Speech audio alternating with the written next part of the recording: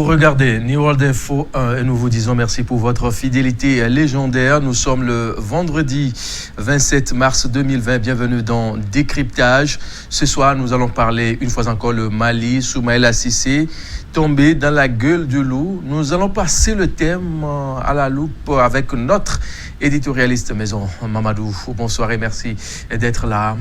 Bonsoir Mathieu. Alors, pour une première fois, vous n'avez pas été à la mosquée aujourd'hui.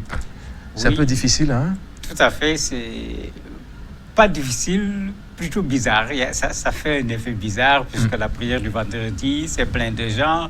C'est le sermon que l'imam prononce. Pour quelqu'un qui a passé plusieurs dizaines d'années à prier systématiquement le vendredi dans une mosquée, c'est vrai que pour une fois où on n'est pas allé à la mosquée, ça fait quand même bizarre. Mais Covid-19 est passé par là. Il faut l'accepter tout simplement. C'est pour sauver des vies, hein? Oui, il faut l'accepter de façon positive puisque c'est une nécessité. Ce n'est pas un choix, ce n'est pas de la négligence, c'est une nécessité si on veut en finir avec cette pandémie. Ça, c'est juste une parenthèse que nous fermons d'ailleurs. Et on va y revenir prochainement, hein? Et on va s'intéresser au thème du jour. Soumaïla Cissé, on a eu évoqué le thème dans nos débats précédents. Le monsieur est porté disparu dans la campagne électorale qui devait avoir lieu ce dimanche, si je ne me trompe, parce que rien ne montre que tout peut être reporté. On dit garde-corps qui a reçu une balle à la tête, il est décédé, mais l'intéressé même est porté disparu. Mais on dit quand même qu'il est vivant. Oui, beaucoup de sources d'informations disent qu'il est vivant, mais pour le moment, il n'y a pas de preuves. Il ne faut pas qu'on oublie également que le jour même qu'on l'a kidnappé, le 25, le lendemain, le 26, il y a eu des sources qui disaient partout il a été libéré, il est sorti, il est en route pour revenir, il est arrivé à destination. Donc, on est vraiment dans un flot d'informations où ce n'est pas toujours facile de faire la part des choses entre le vrai et le faux. En tout cas, les membres de son parti disent qu'ils ont des éléments d'information leur faisant croire qu'il est effectivement vivant.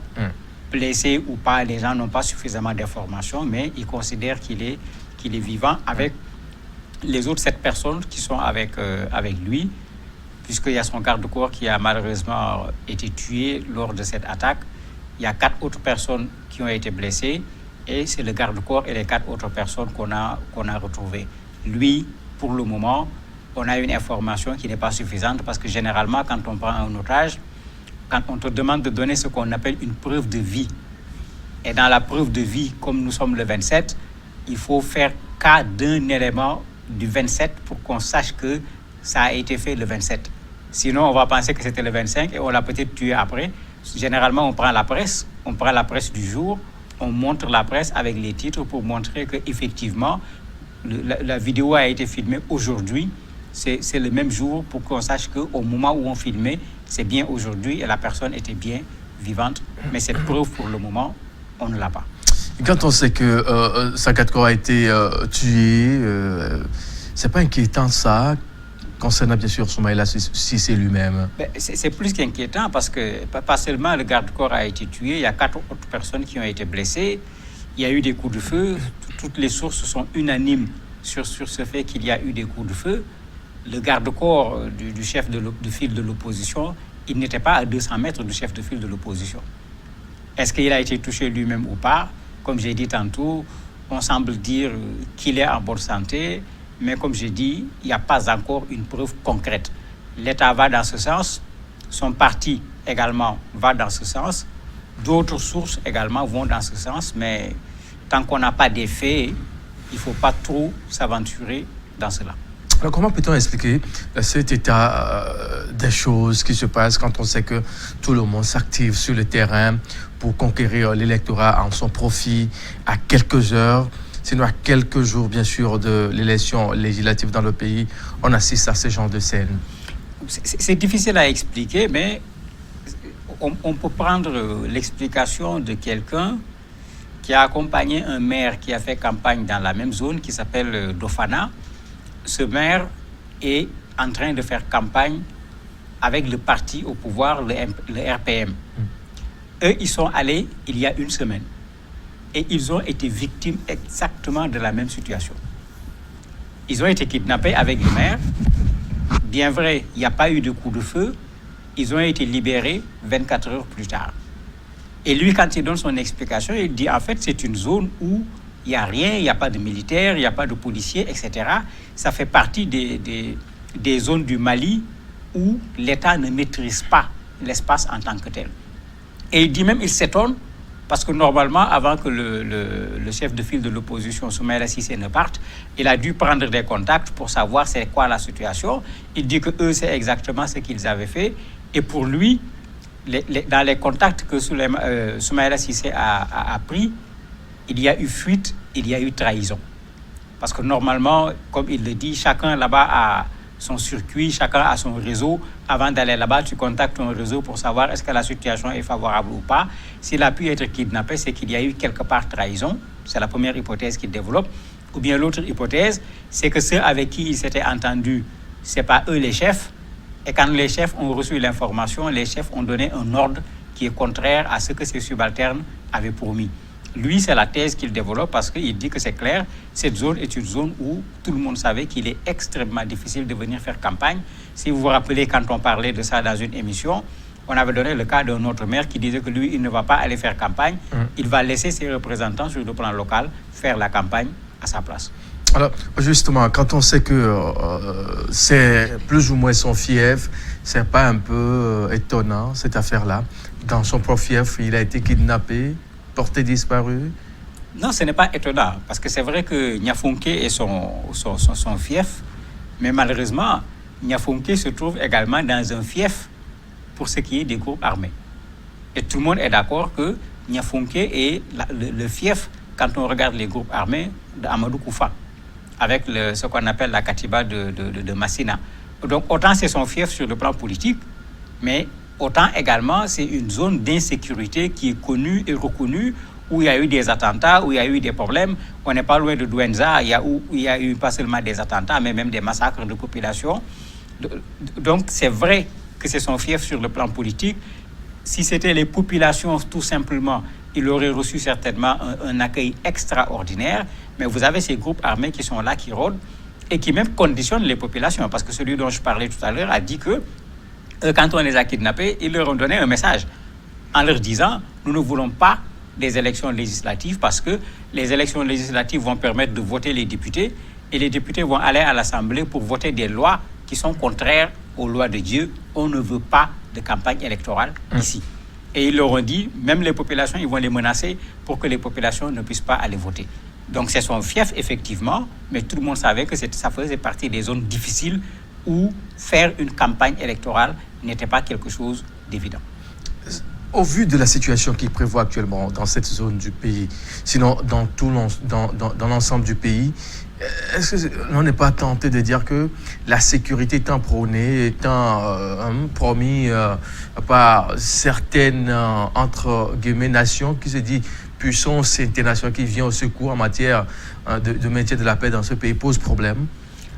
Bon, on ne peut pas le dire aussi facilement parce que j'ai eu la chance de parcourir pratiquement les 2 tiers du Mali. Ce pays est extrêmement vaste.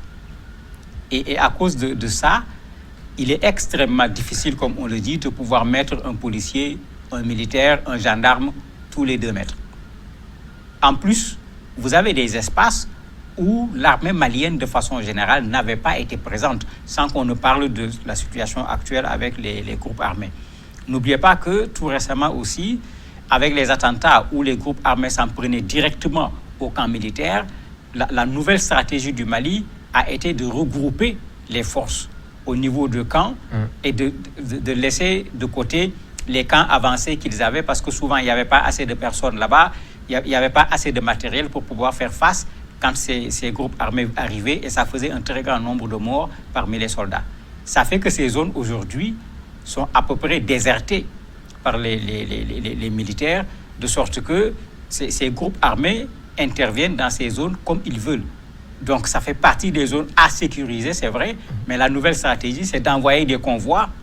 Quand le convoi vient, on sait qu'il vient, les gens restent dans leur coin. Quand le convoi part, les gens redeviennent les chefs dans cet espace puisque le convoi est parti. Certainement, cela explique le fait que, même si l'État a voulu garantir la sécurité pour ceux qui participent à ces élections, cela n'a pas pu se faire comme il se doit. Justement, quand on parle bien sûr de la sécurité pour ceux qui vont participer à cette élection-là, est-ce que l'on peut dire que l'armée ou bien l'État a failli sur ce point quand on sait que c'est une autorité politique à qui on devait normalement assurer la sécurité?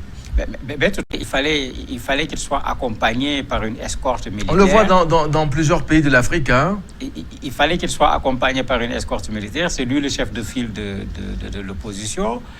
Mais celui dont je parlais, qui accompagnait le candidat du RPM dans la même zone, disait qu'en fait, quand tu veux l'escorte, ça coûte excessivement cher parce que tu dois participer à la prise en charge de cette escorte-là. Et souvent, il a dit clairement, quand les gens viennent, ils préfèrent voir sur la base de leur propre réseau, est-ce qu'on peut venir faire un saut et puis repartir ou pas. Et pour lui, c'est certainement ce qui a été fait par le chef de file de l'opposition, Soumaïla. Et comme il le dit, certainement, dans le réseau, dans le circuit, il y a quelqu'un qui a dû vendre la mèche pour qu'on sache qu'il est là. Et bien sûr, les groupes armés n'ont jamais kidnappé un poisson aussi gros parmi les Maliens. Généralement, c'est plutôt des étrangers. Ils n'ont jamais eu l'occasion de kidnapper un poisson aussi gros que le chef de file de l'opposition. Donc, certainement, il y a eu quelque part des gens qui ont dû filer cette information. Au vu du développement de l'actualité à l'heure actuelle, est-ce que ça promet les élections législatives? Difficile de se prononcer parce qu'on a vu le Premier ministre dire on fera les élections s'il y a des cas ou pas du Covid-19. Quand il parlait, il n'y en avait pas. Malheureusement, maintenant, il y en a 10, ce qui veut dire que ça devient sérieux de ce côté-là. On a vu le président de la République prendre la parole. Il a persisté, il s'est même à la limite caché derrière le dialogue national inclusif en disant que c'est le dialogue national inclusif qui a demandé qu'on fasse les élections à cette date, qu'on ne les recule plus. Mais l'opposition a répondu en lui disant que les deux grandes conclusions du dialogue national inclusif, c'était effectivement qu'on fasse les élections, qu'on ne les reporte pas, mais c'était aussi qu'on diminue le train de vie de l'État et qu'on réduise le nombre de ministres au niveau du gouvernement. Et cela n'a pas été fait, donc qu'ils ne prennent pas une partie de la conclusion en laissant l'autre. Espérons qu'avec ce fait nouveau, puisqu'il serait quand même curieux que le chef de l'opposition soit kidnappé et qu'on organise des élections alors qu'on l'a kidnappé pendant qu'il était en train de faire la campagne électorale. Dans d'autres pays, on a vu, quand un candidat a eu des problèmes, les autres candidats, de façon unanime, ont même accepté d'arrêter de faire la campagne électorale en attendant qu'ils se trouvent dans des positions favorables pour pouvoir continuer à faire campagne électorale. On l'a vu également en Tunisie. Le président actuel, quand l'autre candidat était en prison, il a dit tant qu'il ne sort pas, lui aussi, il ne fera pas campagne. Est-ce que le Mali va aller dans ce sens? C'est certainement trop tôt pour le dire. Justement, est-ce que c'est possible que l'on ait le chef de file de l'opposition qui est gardé en cachette quelque part et les élections vont se tenir? On est en Afrique, ça ne serait pas une surprise. Ça ne va pas être une surprise. Il n'y a pas ce qu'on n'a pas vu malheureusement dans ce continent, j'allais dire en termes de choses invraisemblables. On a vu des élections organisées dans des situations encore beaucoup plus rocambolesques que le fait qu'on ait kidnappé le chef de file de l'opposition, puisqu'on peut dire on peut faire les élections, s'il est élu, il sera député, il aura l'immunité parlementaire, l'État va faire ce qu'il faut pour pouvoir le libérer, et on avance. Mais je me dis que d'un point de vue éthique, d'un point de vue moral, vu le personnage qui a été kidnappé, et puis il n'est pas un personnage pour le Mali, il ne faut pas oublier qu'il a été un responsable également de l'UEMOA. On ne doit pas pouvoir continuer la campagne électorale, aller faire des élections comme si de rien n'était. Alors quand on voit également au sein de l'opposition, il n'y a aucune voix qui s'est levée pour dire non, il faut qu'on arrête tout pour penser la cause commune de notre adversaire politique. Est-ce que l'on n'est pas tenté de dire qu'on est en train d'aller droit dans le mur? C'est qu'en fait, au niveau de l'opposition, il n'y avait pas une unanimité sur ces élections, bien que le dialogue national l'avait dit. Il y en avait qui disaient que les conditions de sécurité ne sont pas réunies. Il y en a qui le disaient, mais les gens ont persisté à vouloir organiser ces élections et très certainement, ceux qui avaient persisté pour que les élections soient organisées sont un peu gênés aujourd'hui parce que dire qu'on suspende les élections, c'est donner raison à ceux, ils n'étaient pas nombreux certes, mais qui avaient dit les conditions ne sont pas réunies pour organiser une élection. Et d'ailleurs, c'est le même argument qui avait été utilisé pour reporter ces élections législatives de plus de 2 ans. Mais cette fois-ci, les gens ont tenu coûte que coûte à le faire, alors que tout le monde sait que de façon générale, les conditions de sécurité au Mali n'ont pas changé dans le sens d'une amélioration. Les conditions se sont plutôt aggravées, puisque à la place des attaques simples des citoyens et autres, c'est carrément les camps militaires qui sont attaqués, avec pratiquement une centaine de militaires qui ont été tués. On ne peut pas dire que les conditions de sécurité se sont améliorées. Quand on parle bien sûr de la sécurité de Soumaïla Cissé, on doit aussi penser à la sécurité sanitaire des votants qui vont se déplacer, si tout va bien, ce dimanche. Est-ce que cela est possible quand on sait que le pays compte pour le moment 10 cas confirmés à Covid-19? En tout cas, si on en croit le président malien, dans son discours où il maintenait les élections, il a dit que le comportement barrière sera là. Les gens seront distanciés de 1 mètre au niveau des rangs. Il a donné en tout cas un certain nombre d'explications pour montrer que, puisque maintenant le Covid-19 est là alors qu'il n'était pas là quand le Premier ministre parlait, il a montré qu'on va en tenir compte un peu comme l'expérience de la France. Mais je me dis que ça ne suffit pas de regarder l'expérience de la France. Il faut voir qu'en France, après les élections, tous ceux qui avaient défendu qu'on devait faire ce premier tour des élections législatives ont changé d'avis en disant qu'en réalité, malgré tout ce qui a été fait, malgré les précautions qui ont été prises, on ne devait pas organiser ces élections. Je crois que le Mali doit réfléchir par 2 fois avant de vouloir persister à organiser ces élections avec le chef de file de l'opposition kidnappé, avec le Covid-19 qui est présent, avec 10 cas de façon officielle. Il y a de quoi très certainement réfléchir avant de décider d'organiser ces élections le dimanche prochain. Et ils ont dit que l'élection a été reportée plusieurs fois, mais un report de plus ne va pas quand même tuer, hein? Oui, un report de plus ne va pas tuer. La difficulté ici, c'est que ce report, quand on le lie au Covid-19, on reporte sans savoir où on va. Vous avez vu, la France a reporté sur une certaine distance, mais rien ne dit que le 2e tour des élections aura lieu tant que la France n'aura pas réussi à arrêter la propagation de ce virus. Je ne vois pas comment on peut organiser des élections en France. Le Mali également se retrouvera dans la même situation. Mamadou, merci pour tes explications. C'est moi qui vous remercie. Messieurs, merci. Nous allons devoir marquer une pause et se retrouver dans quelques instants dans la partie invitée.